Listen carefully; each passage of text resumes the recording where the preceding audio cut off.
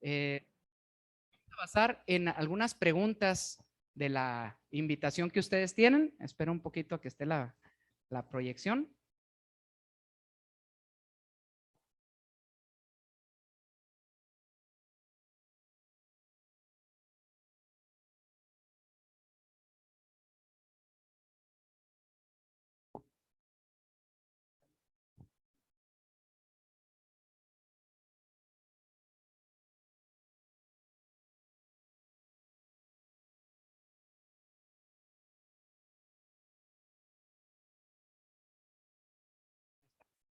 Entonces, bueno, dice los 10 mandamientos, conclusiones finales.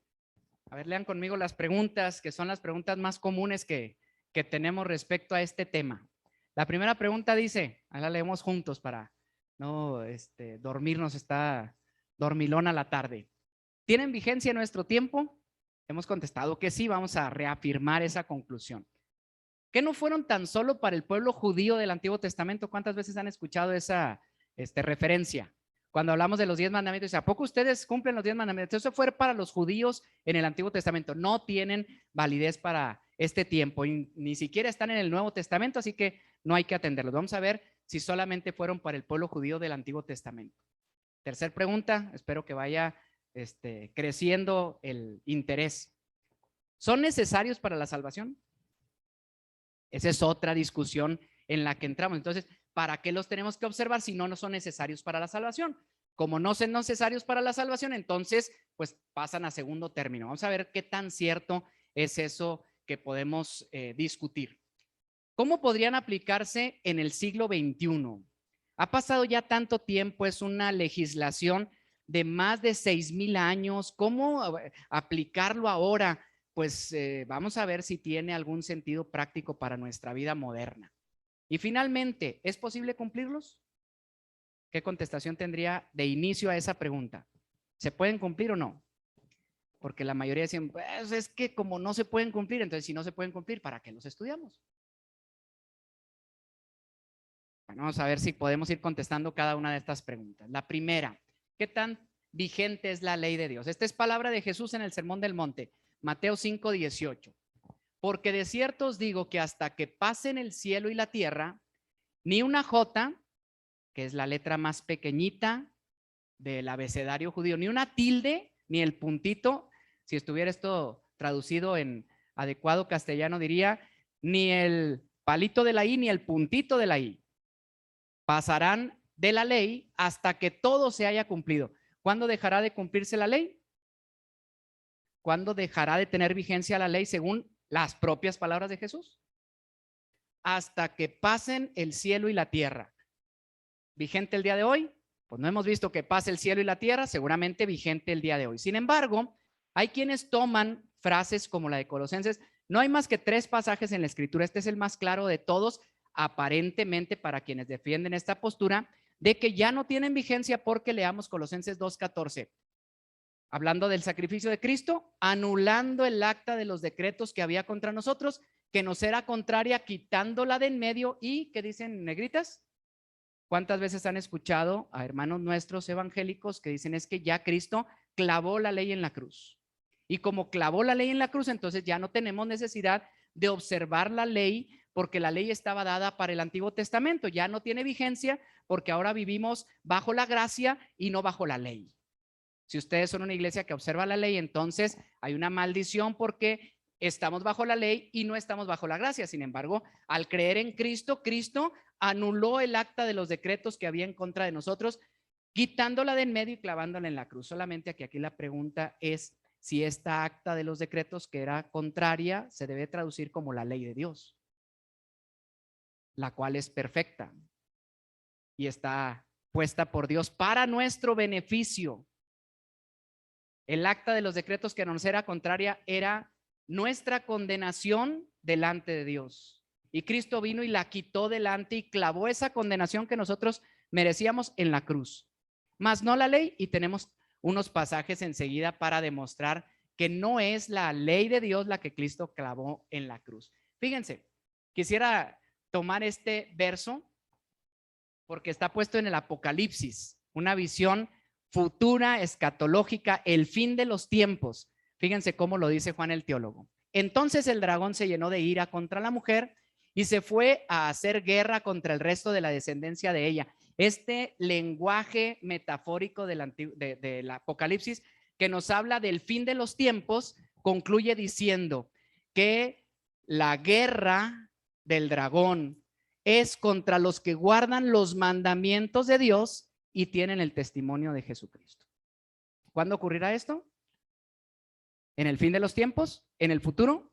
¿Cuál es la marca que garantiza que estamos del lado correcto de la historia? El testimonio de Jesús, por supuesto. Pero aunado, anclado a eso, los que guardan los mandamientos y el testimonio de Jesús. Van juntos. No, Cristo clavó en la cruz la ley y entonces ya no tenemos que cumplir la ley. No, Cristo ha dicho hasta que pasen el cielo y la tierra. Ahí no han pasado el cielo y la tierra. Los últimos tiempos, la batalla final, la guerra está planteada hacia los que guardan los mandamientos y tienen el testimonio de Jesucristo. Por lo tanto, la ley de Dios está y seguirá estando vigente. Vamos a la segunda pregunta.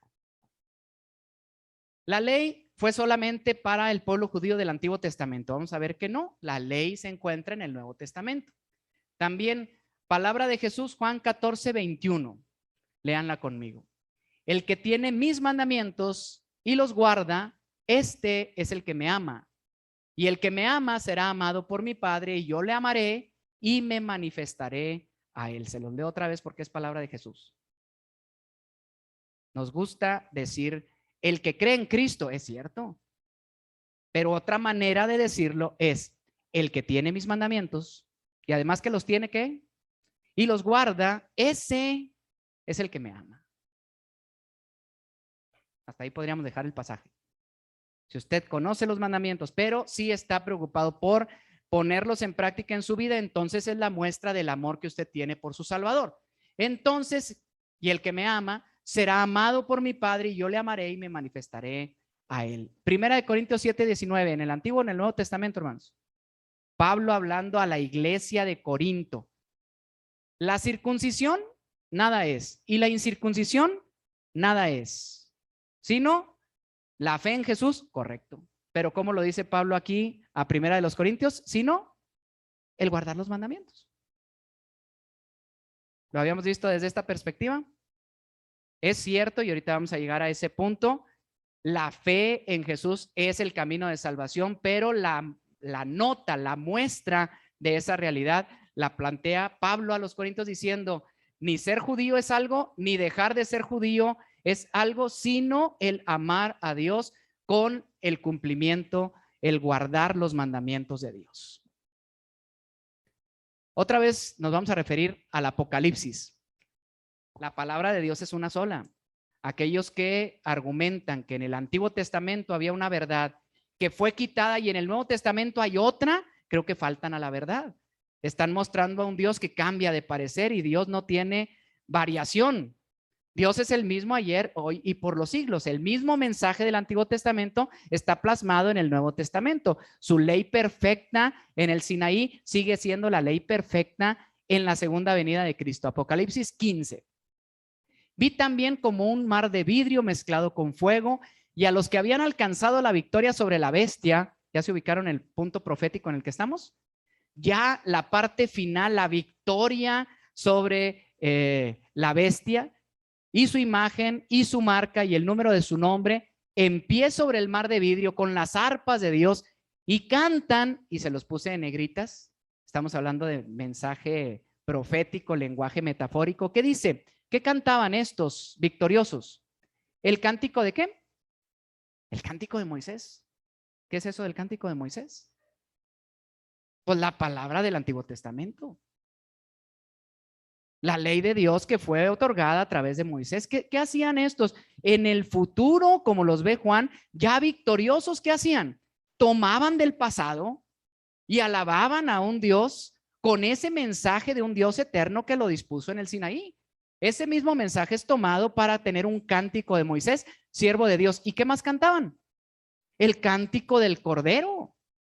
O sea, Antiguo Testamento y Nuevo Testamento, el mismo mensaje, diciendo, grandes y maravillosas son tus obras, Señor Dios Todopoderoso, justos y verdaderos son tus caminos, Rey de los santos. ¿Quién no te temerá, oh Señor, y te glorificará? Porque solo tú eres santo, por lo cual todas las naciones vendrán y te adorarán, porque tus juicios se han manifestado. Conclusión, Antiguo y Nuevo Testamento son una sola revelación. La ley dada a Moisés en el Sinaí sigue estando vigente y sigue siendo parte del pueblo eterno de Dios. Tercer pregunta, la más difícil para mí. ¿La ley es requisito para salvación? Hacemos una encuesta aquí antes, aquí los presentes. ¿La ley es un requisito para salvación? ¿Solo yo? Bueno, la respuesta de todos es no. No se confundan. ¿La ley es requisito para salvación? No.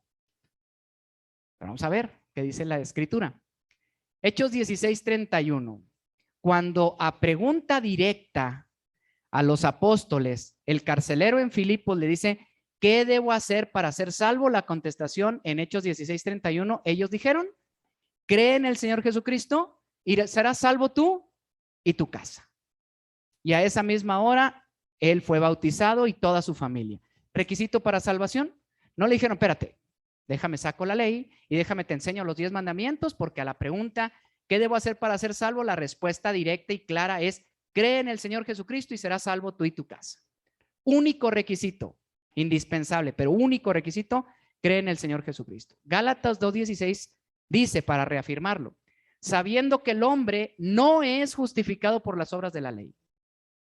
Las obras de la ley no son para justificarnos delante de Dios, porque por las obras de la ley ninguna carne se justificará, Romanos 3, sino por la fe de Jesucristo.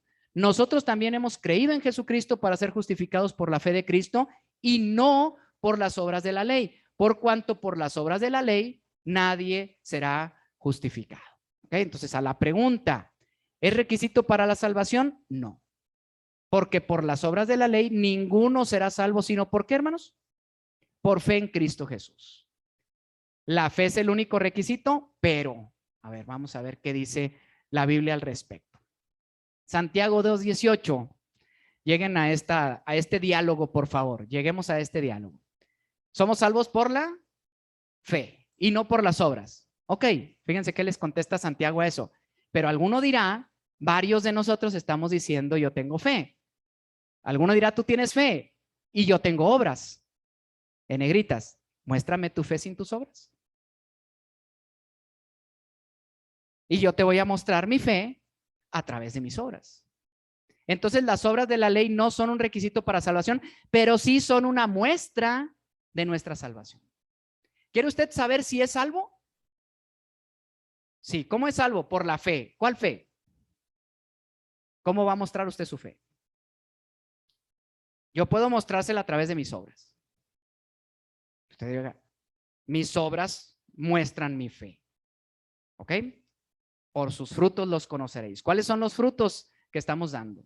Bueno, deben ser frutos acorde a nuestra fe. Primera de Juan 2:3 y 4 dice, y en esto sabemos que nosotros le conocemos. A ver, ni siquiera que creemos, que le conocemos. En esto sabemos que nosotros le conocemos. ¿En qué cosa? Si guardamos sus mandamientos. Así, ¿cuál es el requisito para salvación? Creer en Cristo. Pero si usted no guarda los mandamientos, por más que diga que cree en Cristo, es mentira. Ni siquiera lo conoce. Entonces, no es un requisito, pero podríamos decir que va de la mano con la fe. Si no va de la mano con la fe, entonces es una fe muerta. El que dice, yo le conozco y no guarda sus mandamientos, el tal es mentiroso y la verdad no está en él. Un tercer verso con la misma idea, Juan 14:15, Jesús les dice a sus discípulos, si me amáis, guarda mis mandamientos. Yo no guardo los mandamientos porque yo nada más creo en Cristo. ¿Ha escuchado ese argumento? Yo no tengo que cumplir la ley porque yo ya creí en Cristo. Es una contradicción, porque Jesús mismo dice, si realmente crees en mí, si realmente me amas, entonces debes de guardar mis mandamientos. ¿Requisito para la salvación? Ya cambió nuestro pensamiento. Sí, porque es la muestra que va a declarar que mi fe es válida. Si yo no tengo obras que se muestran en el cumplimiento de sus mandamientos, entonces mi fe es estéril, mi fe no está produciendo esos frutos. Así que la fe que me da salvación se debe mostrar a través de las obras que hacemos, y esas obras están reflejadas en la ley y en sus mandamientos. Siguiente pregunta: ¿cómo podemos aplicarla en el siglo XXI? Fernando Savater es un gran escritor, podríamos decir un filósofo de nuestro tiempo, y tiene un libro que así se llama, Los 10 Mandamientos para el siglo XXI. Y es una forma de escritura siempre puntillosa, ácida, como es Savater, en la cual entra en un diálogo con Dios. Incluso lo increpa diciendo: me parece que eres un Dios egoísta, porque si le das libre albedrío a la gente, ¿por qué entonces le obligas a cumplir alguna ley? ¿Cómo puedes decir que vas a traer maldición a la tercera y a la cuarta generación de los que te aborrecen? ¿Qué clase de Dios está diciendo: no debes tener otros dioses, porque sabes que yo soy un Dios celoso? Entonces hace un análisis así muy duro, totalmente ajeno a la fe, porque él se declara abiertamente ateo, y entonces está en un juicio hacia los 10 mandamientos que son bastante severos. Pero conforme va avanzando en su libro, termina diciendo que a pesar de todo lo que podemos encontrar, en realidad no matarás y no cometerás adulterio y no codiciar son deseables para el buen desarrollo de la sociedad, y que finalmente le reconoce a Dios en este diálogo que haya puesto este decálogo, que es base fundamental de todos los códigos penales en todo el mundo. Entonces podemos criticarlo bajo nuestra óptica y decir: ya no tienen sentido. No tienen sentido. Sí, es que sí tienen sentido, pero mi filosofía no quiero tomarlos en cuenta. Quiero sentirme muy moderno para decir: bueno, yo no me voy a basar en una escritura judeocristiana de no sé dónde. Me suena torpe, me suena no moderno. Mejor voy a decir que todo eso es obsoleto, pero en el fondo está muy bien. ¿Tendrá aplicación en el siglo XXI? Pues sigue teniendo, hermanos, porque supongan que abrogamos la ley, la clavamos en la cruz y ahora decimos: pues podemos matarnos unos a otros. Entonces, ¿por qué si quitamos algunos mandamientos? Pues ahora sí hay que adulterar. ¿Por qué? Pues porque es el pensamiento más moderno. Tú eres un dejado en el pasado de tu mente. Ahora el amor libre y el poliamor y todas estas cosas modernas del siglo XXI ya no tienen cabida. ¿Cómo monogamia en el siglo XXI? Ese sí lo queremos quitar. Pero entonces quitamos la ley y decimos: libre, roben al que quieran y que no haya castigo para el que toma los bienes del otro. ¿O hay alguna libertad para decir: hay que mentir? Está bien mentir, o mentir y no mentir es lo mismo en este siglo XXI. Analizando cada uno de los mandamientos, tienen su sentido, tienen su aplicación. Me voy a basar en segunda de Juan 1:6 para dar alguna orientación de cómo podemos aplicarlos en el siglo XXI, y es de una manera muy simple. Leen conmigo segunda de Juan.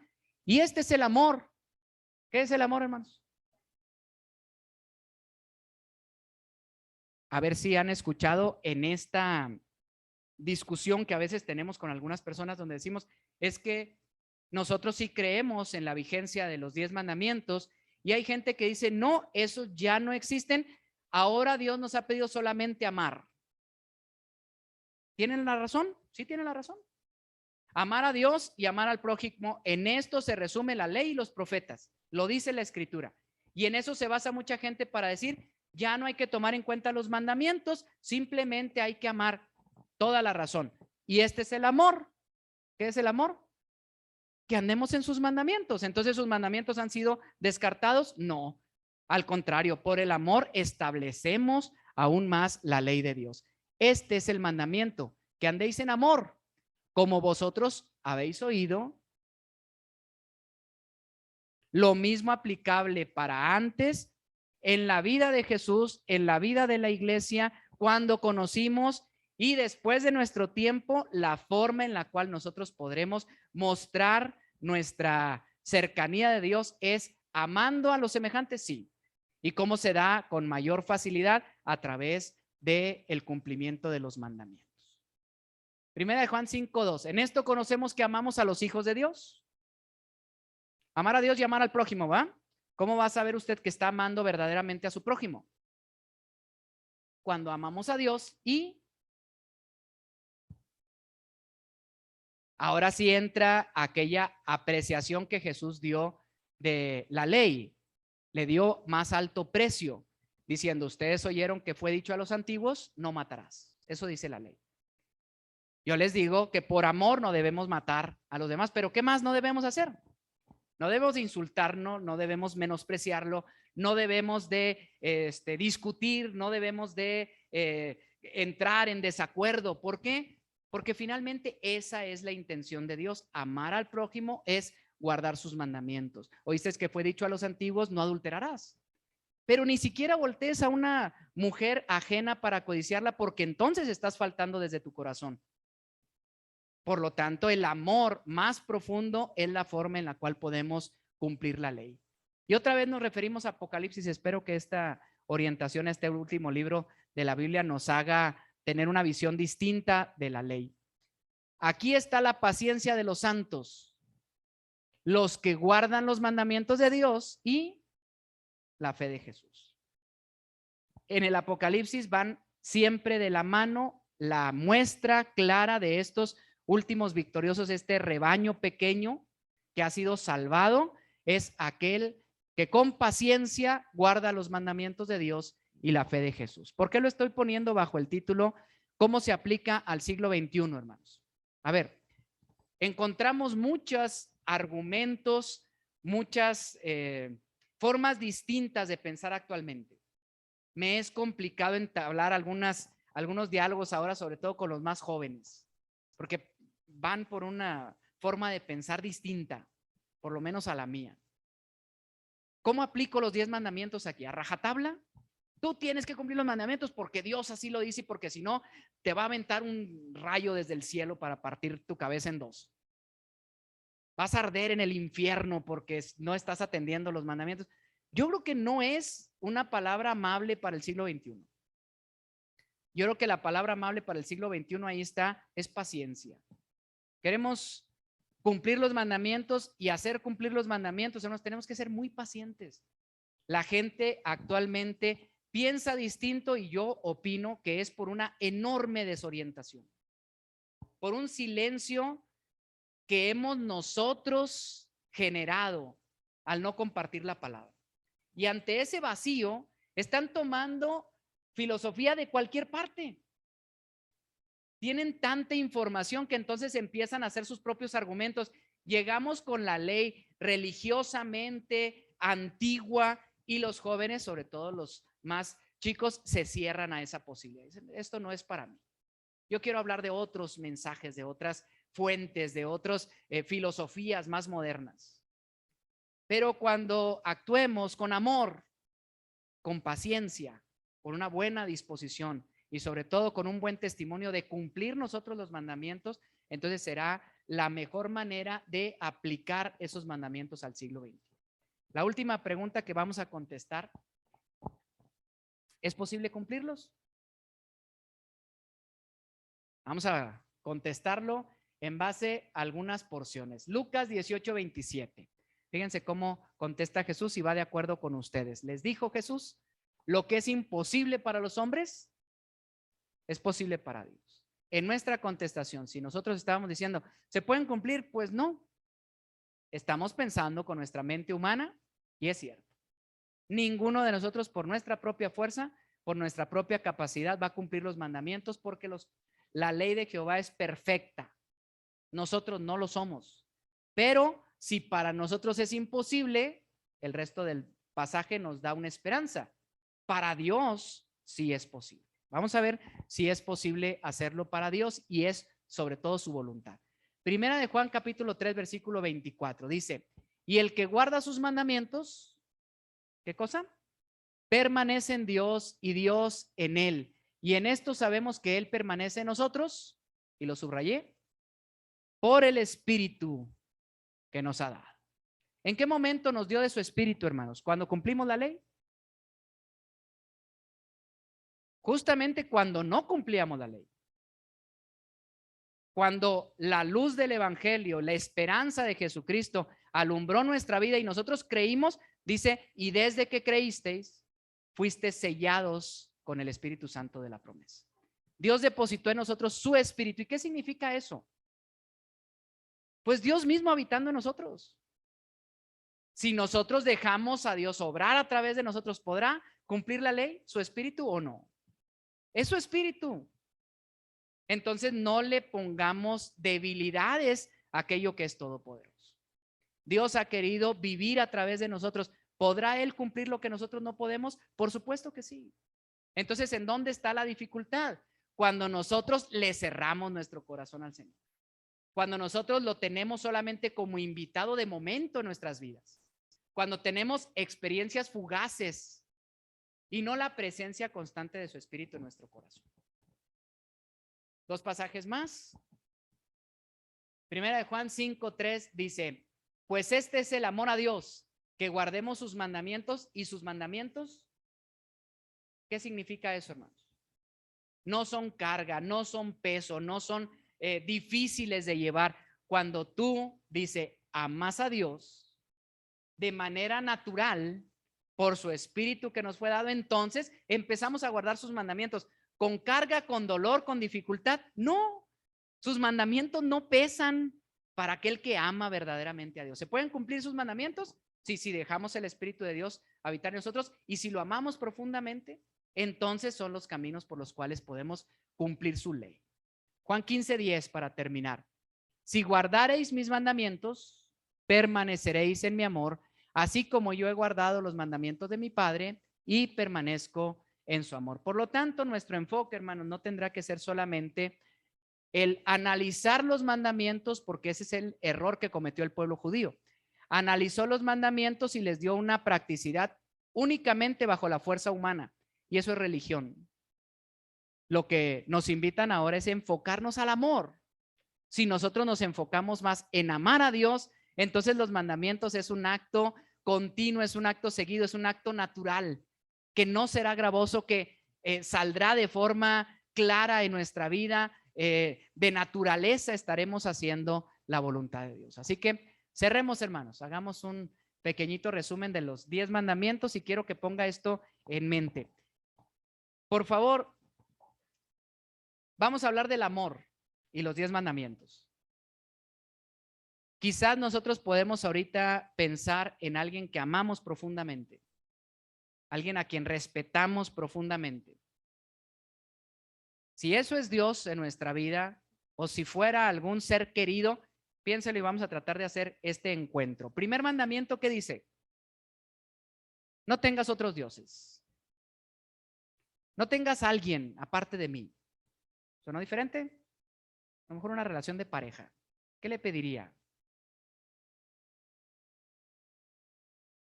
Lo ama profundamente. ¿Pensaría en algo más? ¿En alguien más? No hay lugar para eso. Cuando amas profundamente a alguien, tu mente está destinado solamente a ese ser al que amas. No hay espacio para tener otro.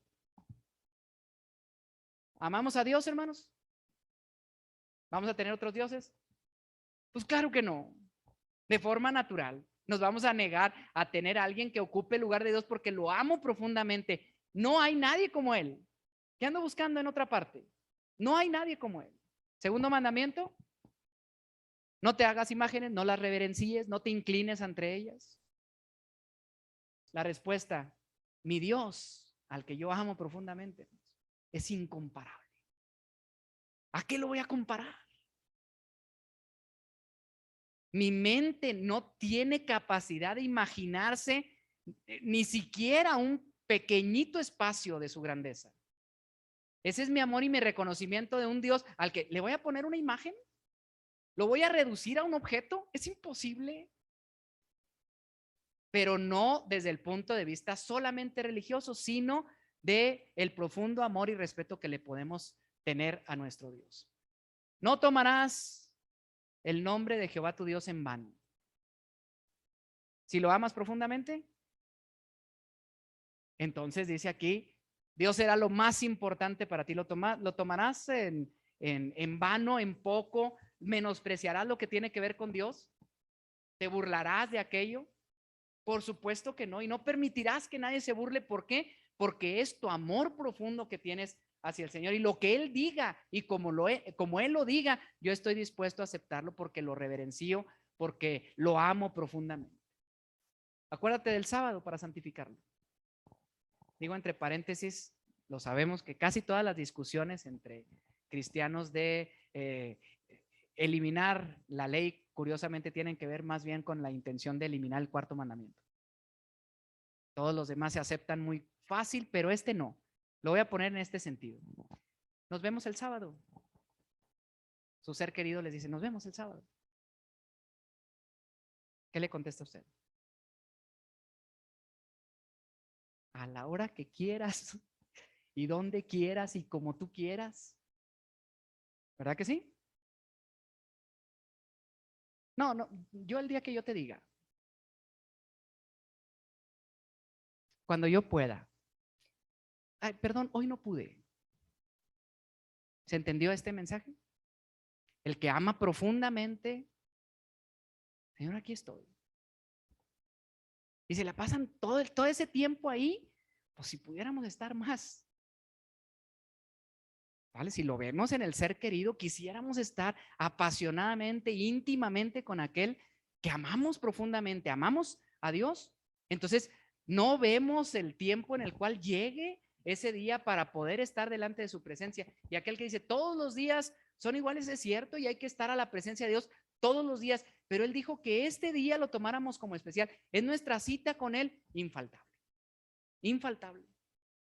Y no es a juicio de nadie, sino solamente en cuanto a Él, que lo dispuso, dice este mandamiento, desde la creación del mundo. Honra a tus padres. ¿Tiene que ver con el amor a Dios?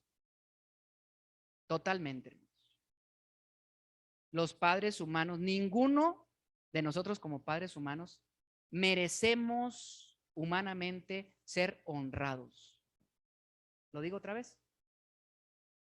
Ninguno de nosotros merece ser honrado. Pero uno dispone la honra a sus padres por el profundo amor y respeto que le tenemos a Dios, que nos dijo, honra a tus padres.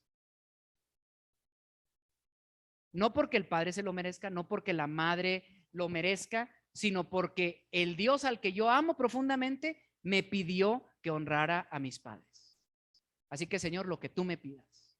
Y si tú quieres que yo ame a esa persona que tú pusiste para que yo conociera de ti, entonces la voy a honrar.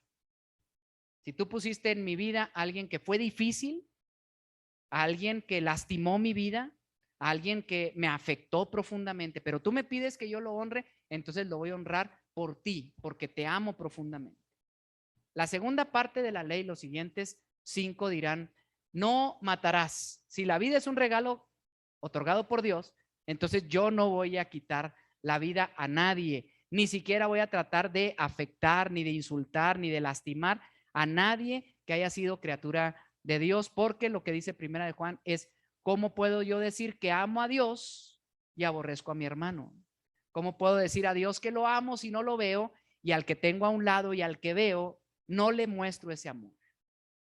No cometerás adulterio, ya lo mencionamos. Amo a Dios que es fiel y yo quiero ser como Él. Dios es fiel, así que yo también quiero ser como aquel al que yo amo. No hurtarás, no, me falló ahí. No hurtarás. ¿Cómo lo decimos, hermanos? Todo es de Dios. y amo a Dios que todo lo tiene, que todo lo puede dar, ¿qué voy a estar yo sustrayendo los bienes del prójimo de otro? Sería estarle faltando a Dios. No dirás falso testimonio. Jesús lo dijo de una manera muy dura. Dice, ustedes son hijos de su padre, el diablo, porque él es mentiroso y padre de mentira. Cuando nosotros hablamos con mentira, entonces estamos menospreciando a Dios. Estamos diciéndole, no quiero parecerme a ti, no quiero que tú seas mi padre. Y entonces soy hijo del otro que es padre de mentira. Si yo amo a Dios profundamente y sé que Él es la verdad, entonces estoy comprometido para hablar con verdad y conducirme con verdad, cualquiera que fueran las consecuencias, porque en esto estoy honrando al Dios que amo. Y finalmente, codicia en alguien que ama a Dios no tiene cabida. No tiene cabida. Lo digo de esta manera. Con Dios en nuestra vida, hermanos, ¿qué más necesitamos? ¿Qué quiere usted? ¿Qué puede codiciar? Estando Dios en nuestra vida, entonces nuestra vida está completa. ¿Cómo podemos entonces cumplir estos mandamientos? Fácil, ¿no? ¿De qué nos tenemos que preocupar? De amar profundamente a Dios todos los días. Y cuando amamos profundamente a Dios, todo esto tiene que salir de nuestra propia naturaleza, porque Él ha cambiado nuestro espíritu carnal, poniendo en nuestro corazón su propio espíritu. Finalmente, quiero compartir un texto y una reflexión final. Primera Juan 3:22 dice, y cualquiera cosa que pidiéramos, la recibiremos de Él, como si fuera una condicionante, y cualquiera cosa que pidiéramos, la recibiremos de Él, porque para esto sí es un requisito. Ahí sí suena como un requisito. Todas las veces que usted doble su rodilla, cierre sus ojos, le pida a Dios algo, recuerde, ¿cómo está mi relación con Él? ¿Tengo derecho a acercarme al Padre y a pedirle algo al Padre si no respeto y no guardo sus mandamientos? Si los tengo a un lado en mi vida y así enseño a otros. No tengo ese derecho. Pero si yo tengo la palabra de Dios y yo cumplo con lo que el Señor me pide, entonces yo le voy a decir al Señor, Padre, ¿es tu voluntad que haya esto en mi vida? Entonces todo lo que pidiéramos lo recibiremos de Él, porque guardamos sus mandamientos y hacemos las cosas que son agradables delante de Él. Cuando nosotros entendamos que algo le agrada al Señor, entonces estaremos dispuestos a hacerlo. Si sabemos que algo no es agradable a los ojos de Dios, por más que sea algo interesante, atractivo, deseable para mí, lo voy a poner en segundo término, porque yo sé que esto desagrada a los ojos de un Dios al cual yo amo profundamente. Cumplir la ley es una muestra de tu relación con Dios. Si estás cumpliendo la ley, entonces estás teniendo una buena relación con el Padre. Las cosas que son agradables, ¿dónde se describen? En su palabra, en la ley y en el resto de la escritura. Esta es la última imagen, hermanos. El apóstol Pedro acaba de negar a Jesús en 3 ocasiones. Lo vio ser tomado preso y llevado a la cruz. Fue tanto su dolor que fue el primero que se regresó a Galilea, lamentando. A lo mejor juzgándose muy severamente, muy duramente, porque en su personalidad le había dicho unas horas antes, Señor, aquí está mi espada. No voy a permitir que nadie te haga nada. Y después lo negó en 3 ocasiones. Jesús, al contrario, fue delante de él y se presentó y le dijo en las mismas 3 ocasiones, Pedro, ¿me amas? Contestación número 1 de Pedro, ¿la recuerdan? Señor, tú sabes que te quiero. Ya me ayudó Dunelli. La redacción es bien confusa para nosotros porque, Pedro, ¿me amas? Sí, Señor, tú sabes que te amo. Y le pregunta una segunda ocasión, Pedro, ¿me amas? Dice, Señor, tú sabes que te amo. Y la tercera vez, Pedro, ¿me amas? Dice, Señor, tú sabes que te amo. Lo leemos y nos confunde completamente.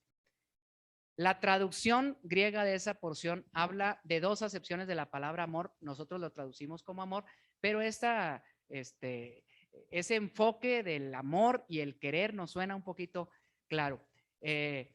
Filos es una palabra para hablar de un apego de hermanos. Ágape es el amor profundo, incondicional de Dios por nosotros. Y entonces Jesús se acerca y le dice, Pedro, ágape. Y Pedro agacha la mirada y le dice, Señor, tú sabes que solamente filos. No me porté como un ágape contigo. No te menosprecio, no te desprecio, no te odio, pero no te amo al nivel que tú quieres que yo te ame. Pero no lo rechazó y le dijo, apacienta mis cabritos. No sé qué significa eso. ¿Usted sabe qué significa eso? Es un lenguaje ahí, clave entre ellos. Y después le dice, Pedro, ahora sí, ágape. Y Pedro otra vez mueve la cabeza y dice, Señor, solo fileo. Bueno, entonces apacienta mis cabritos. Tercera ocasión, Pedro, ágape.